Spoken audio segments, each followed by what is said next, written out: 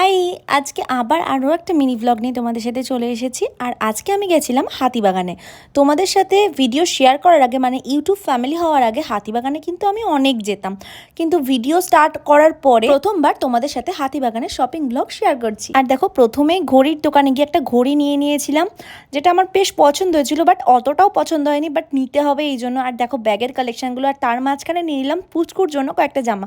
ওখানে না অনেক সস্তায় অনেক কিছু পাওয়া যায়, একটু বার্গেনিং করলেই না অনেকটা ওরা কমায় দাম। তাছাড়া দেখো গোপালের অনেক ড্রেস ছিল, সেখান থেকেও দুটো ড্রেস নিয়েছি। আর দেখো এখন যে ট্রেন্ডিং কানেরগুলো বেরিয়েছে প্রিন্টেড কাপড় দিয়ে তৈরি, সেগুলো অনেক ধরনের ওখানে পাওয়া যায়। সিলভার অক্সিডাইজ, ব্ল্যাক পলিশের কানের, ইয়াররিংস, হার, অনেক কালেকশন, হিউজ কালেকশন ওখানে।